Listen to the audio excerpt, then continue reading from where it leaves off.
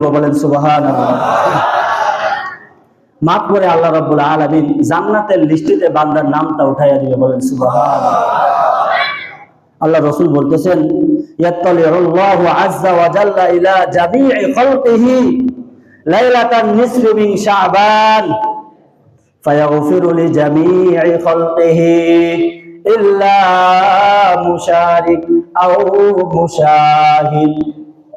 আল্লাহ রাসূল বলেন, আল্লাহ রাব্বুল আলামিন শবে বরাত অর্থাৎ নিসফে শাবান, শবে বরাতের মধ্য রজনী 14 দিনগত রাতের মধ্যে আল্লাহ রাব্বুল আলামিন সপ্তম আসমানে আয়েশা বান্দাদের দিকে রহমতের দৃষ্টি দিয়া ডাক দেয়, বান্দা ফায়াগফিরু লিজামিই খালকিহি, আমি আজকে পুরা পৃথিবীর মুসলমানদেরকে maaf করে দিব,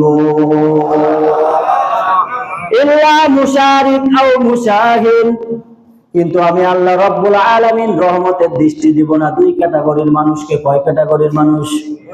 সবাই আওয়াজ করে বলেন, দুই শ্রেণীর মানুষকে আল্লাহ রাব্বুল আলামিন আজকের এই রাতে ক্ষমা করবে না। কয় শ্রেণীর মানুষ? আবার বলেন, আরো জোরে। এই জোর হলো না? এই সাইডের মানুষ বলতেছে না, নারাজ। ভোটের মিছিল তো 2 দিন পরে করবেন, এখন একটু করেন না। আল্লাহর নামের মিছিল আমরা করি না একটু? ইমানের মধ্যে আমাদের কি আসবে? জোয়ার আসবে। কয় শ্রেণীর মানুষকে আল্লাহ ক্ষমা করবেন? আওয়াজ করে বলেন। এগুলো মুখস্থ করে রাখেন, কাজে লাগবে। কয় শ্রেণীর মানুষকে? আবার বলেন। 1 নাম্বার 1 ইল্লা মুশারিক। বলেন, ইল্লা মুশারিক। মুশরিক কি? যে সমস্ত আল্লাহর ওলিরা শিরিকের গুনাহ করবে। কিসের গুনাহ? আল্লাহর ওলিরা কিসের গুনাহ করবে? ওই সমস্ত আল্লাহর ওলিরা বলবে, আমরা পীরের কদমে সেজদা দিয়া জান্নাতে যাব, তুমি আল্লাহর কদমে সেজদা দিয়া জাহান্নামে যাবে। বলেন নাউজুবিল্লাহ।